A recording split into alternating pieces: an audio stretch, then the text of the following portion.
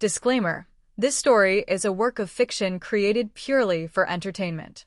Any resemblance to real persons, living or dead, is purely coincidental. Viewer discretion is advised as this video may contain dramatic or intense situations. I was just about to leave the coffee shop when I felt my phone buzzing nonstop in my pocket. It was one of those days where I just wanted to go home, kick off my shoes, and not talk to anyone. But when I glanced at the screen and saw my friend Emily's name flashing, I picked up instantly. Emily and I have been close since college, the kind of friends who drop everything for each other. So when she said, "Hey, can you do me a huge favor? My brother, Ryan, needs a ride home," I didn't even think twice before saying yes. I mean, how complicated could it be to drop off a teenager? But looking back now, I realize how completely wrong I was. Ryan is 16, tall for his age, and usually glued to his phone. I'd met him a few times at Emily's place, and he'd always been polite but quiet, never the type you'd imagine getting into anything dramatic. So I figured this would be a quick, silent drive, maybe awkward, but nothing out of the ordinary. As I pulled up outside the mall where Emily said he'd be waiting, I noticed Ryan pacing near the curb, glancing around nervously like he was afraid someone was following him. For a split second, I wondered if he was just embarrassed to be seen getting picked up by one of his sister's friends. Teenagers, right? But then he spotted my car and practically bolted towards it, yanking open the passenger door so fast it startled me. "Drive," he said, his voice low and urgent. "Just go. Please." My heart did this weird skip in my chest. I tried to laugh it off. "Okay, relax. Where am I taking you?" But he kept glancing over his shoulder, his breath coming fast. "Anywhere. Just not here." Something in his eyes made me shiver a little. It wasn't teenage attitude. It was fear. I pulled away from the curb, and for a few seconds, the only sound in the car was the soft thump of the music on the radio. I tried to keep my voice calm. "Ryan, what's going on? Did someone try to hurt you?" He shook his head, pressing his lips together, refusing to speak. His hands were trembling as he pulled his phone from his pocket and typed something, then quickly deleted it, like he was afraid someone might see. I felt a chill creep up my spine. I kept replaying Emily's voice in my head. "My brother needs a ride home."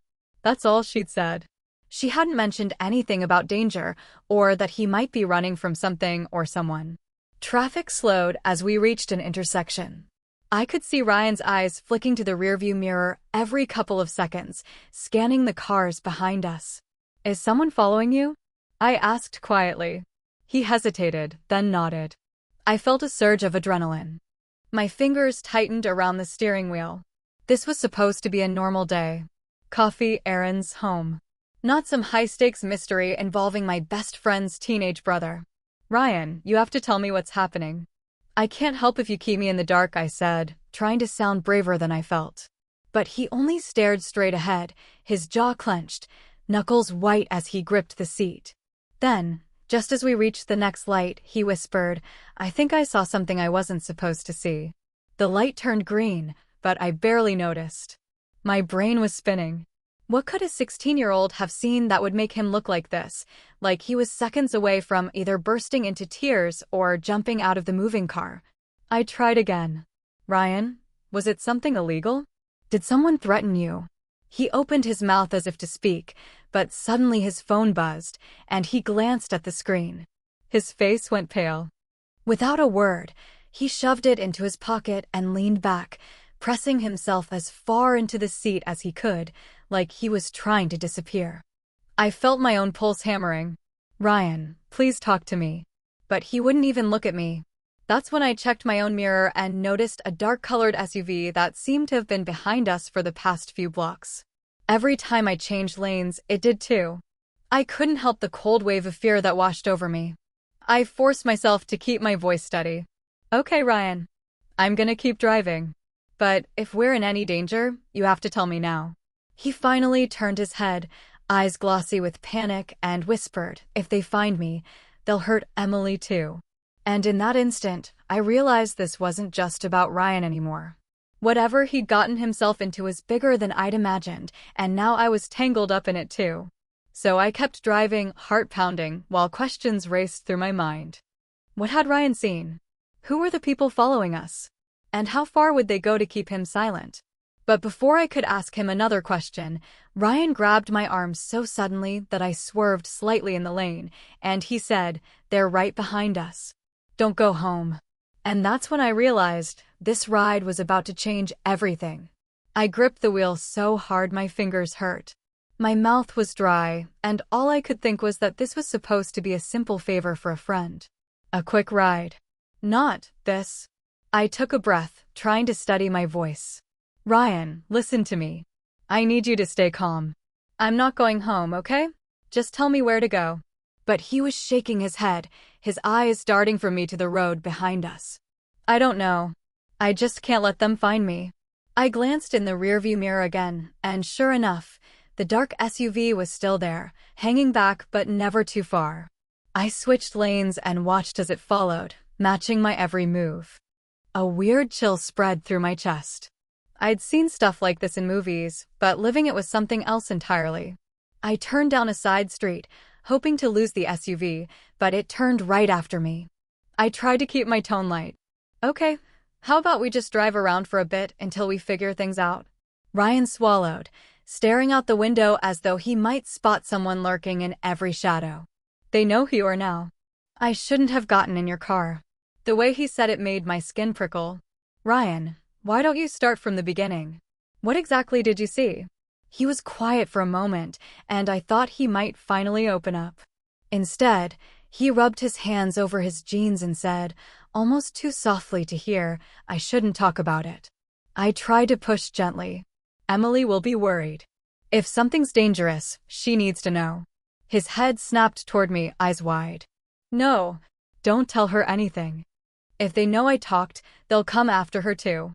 I hesitated, torn between calling Emily and keeping Ryan's secret. Okay. I won't tell her. But you have to tell me enough so I can help." He bit his lip, hesitating. Then he said, "I was at the mall. I went to meet my friend Sam. But Sam was late, so I went upstairs near the service hallway by the movie theater." His voice got lower. "I saw these two guys carrying big black bags into a storage room. They looked like they were arguing. And one of them had a gun." My breath caught. "A gun?" Ryan nodded. I wanted to leave, but then one of them shouted that someone might have seen them. They started looking around. I ran. A million thoughts exploded in my head at once. I tried to stay calm. "Did you tell security? The police?" He gave me a bitter laugh. "And say what?" "Hi, I saw two scary guys with a gun and bags, but I don't know what was in them. They'd think I was making it up." "Maybe not," I said gently. "Especially if you were scared enough to run." But Ryan looked exhausted. I didn't know what to do. I tried to call Emily, but I thought maybe they were watching my phone. So I just kept walking around until I saw you pull up. I glanced again in the mirror, my heart pounding, and sure enough, the SUV was still there. "Ryan, how do you know they're following us and not just some random driver?" He lifted his sleeve and showed me a small cut on his arm. "Because one of them grabbed me near the stairs and asked if I'd been watching them." I pulled away and ran. I think they've been trying to catch me ever since. A new wave of panic surged through me. "Ryan, that's serious. You have to go to the police." But he shook his head so fast his hair fell into his eyes. "No, you don't get it. What if they're watching the police too? What if they're part of it?" It was crazy, and yet the fear in his voice was so real that I couldn't dismiss it. I kept driving, trying to think. The streets were starting to look unfamiliar as I wound through random neighborhoods, hoping to shake the SUV. But every few blocks, I'd spot it again in the mirror, lurking just far enough back to keep from looking suspicious. Ryan stared at his phone for a few seconds, then shoved it deep into his backpack. "They might be tracking me through my phone. Or yours." I swallowed hard, realizing how deep this might go. "So, what do you want to do?" He didn't answer for a few seconds. Then he whispered, "Do you know anyone who could hide us?" I blinked at him, stunned. "Ryan, this isn't a spy movie. I'm not sure I know anyone who could hide us." But he just looked at me with eyes so desperate it broke my heart. "I don't want them to hurt Emily." That was the thing I couldn't shake. Ryan was terrified, but the thing that scared him most wasn't himself. It was his sister getting dragged into whatever he'd stumbled into. I drove on, my mind racing, headlights gliding over houses and dark trees. The SUV was still behind us, patient and quiet, waiting. And I realized that whatever happened next, my life and Ryan's might never be the same again. The longer I drove, the more the city felt like a maze, every street twisting into shadows, every car behind us looking suspicious. Ryan kept wringing his hands, eyes darting between the windows and the mirror like he expected someone to burst in and grab him. I felt my own nerves start to fray. I kept replaying his words in my head: bags, guns, people following him, and none of it added up to anything good.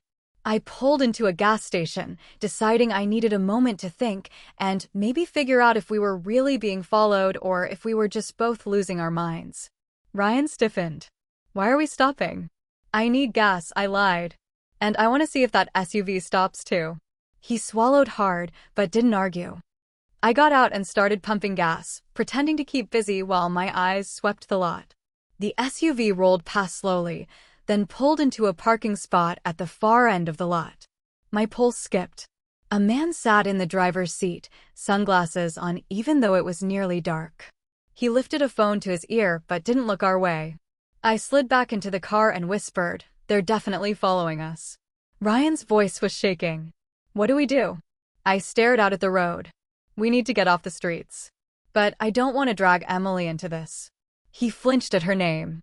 "She can't know. Please." I sighed. "Okay, let me think." That's when my phone buzzed with a text. It was from Emily. "Hey, did you find Ryan? Is he okay?"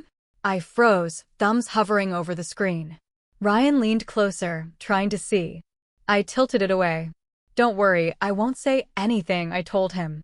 But a part of me wondered if I should. Emily deserved to know her brother was in serious trouble. Instead, I texted back, "Got him. Driving him around for a bit. We'll call you later." I hit send, hoping she wouldn't press for more details. I pulled out of the gas station, taking a series of random turns, trying to lose the SUV. But it showed up again, sliding into traffic a few cars back. I kept my voice low. "Ryan, tell me about those guys you saw. Did you hear anything they said?" He stared at his knees. One of them said something about a shipment. And money.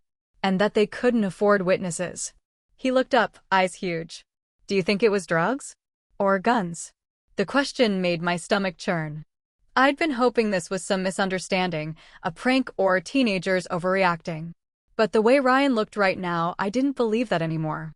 "Did you see their faces?" I asked. He nodded slowly. One had a scar on his cheek. The other one wore a baseball cap low over his eyes. I'd know them if I saw them again. That detail made my skin crawl. "Then you really can't go home." "Not if they've seen you." Ryan chewed his lip. "We can't go to the police either. What if they're involved?"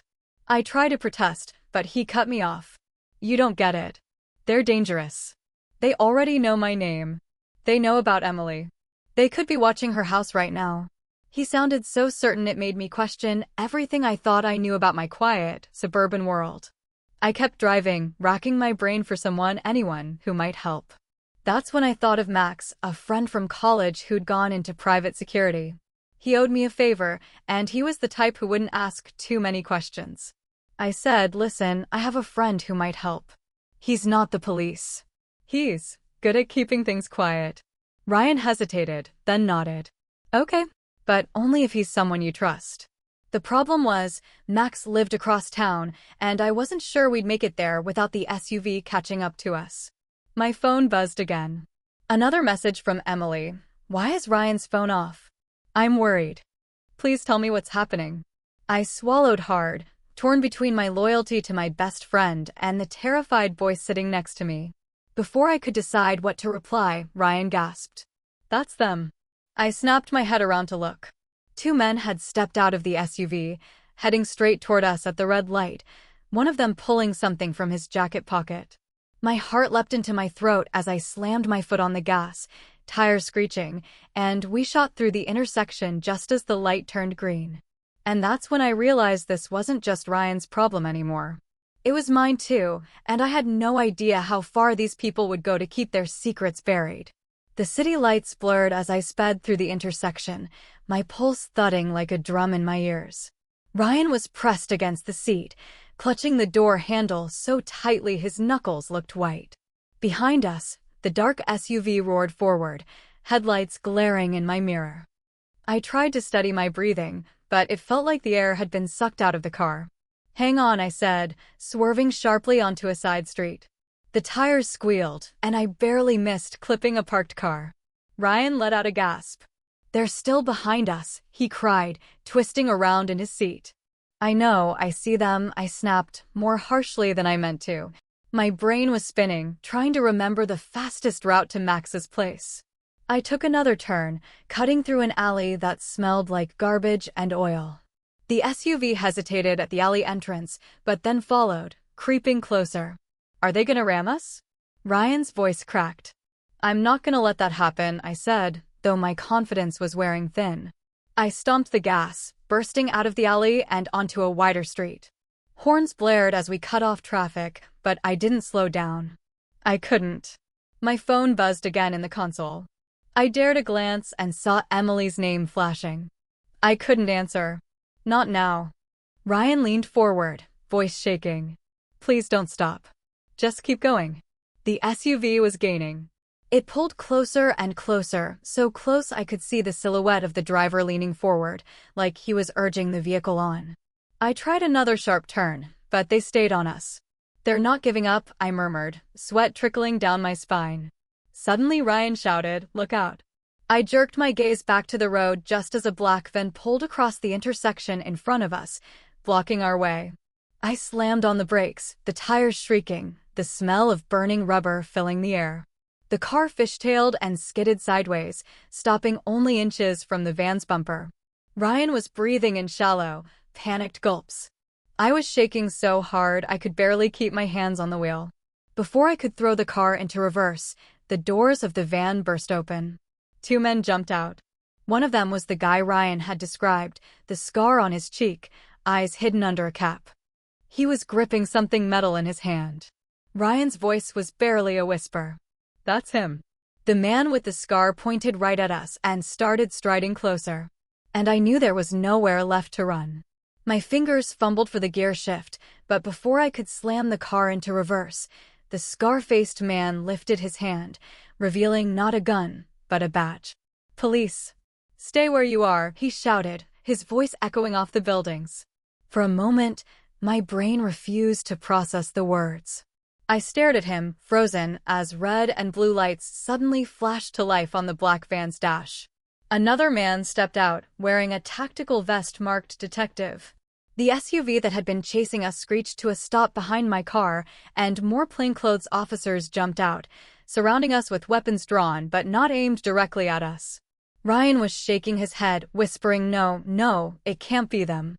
They're the bad guys." The scar-faced detective approached my window, eyes sharp. "Turn off the engine. Now." I obeyed, my hands trembling. "Who are you people? Why were you chasing us?" He spoke firmly. "I'm Detective Vargas. We've been trying to get to your friend here all day. He's a key witness in an undercover investigation. You have no idea how dangerous the people he saw really are." Ryan's face went pale. "That's not true. You're lying. You're one of them." Detective Vargas glanced at him with a mix of frustration and urgency. "Kid, listen to me. Those men you saw at the mall, they're part of a trafficking ring.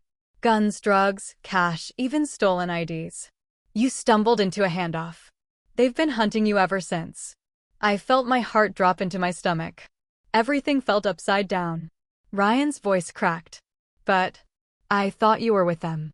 I thought you'd hurt Emily." Vargas lowered his voice. "They know your name. They know your sister's name. And they're coming for her next if we don't move now." And in that moment, I realized we'd been running from the wrong people all along, and the real danger was even closer than we'd ever imagined.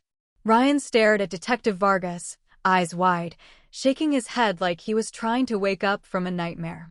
"No, they said the cops were dirty. They said you'd kill me if I talked."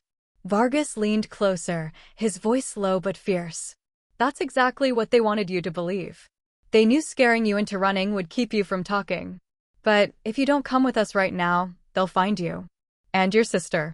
Ryan hesitated, glancing at me like he was searching for the truth in my face.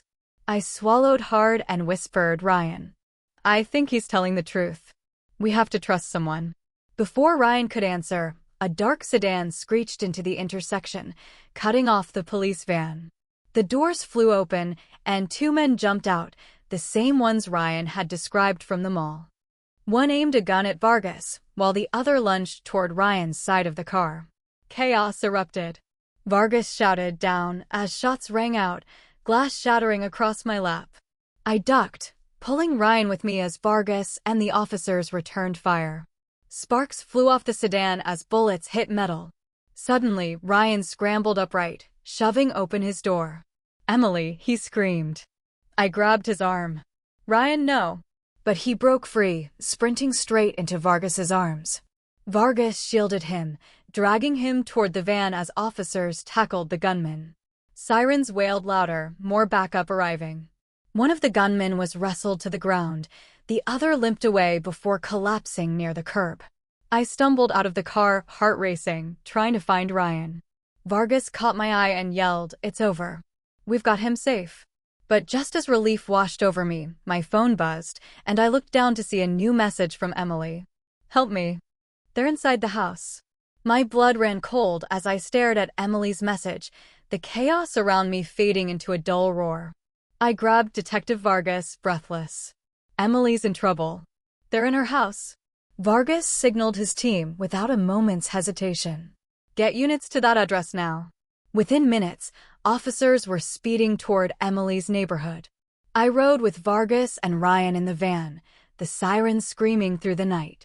Ryan sat pale and silent beside me, gripping my hand so tightly it hurt.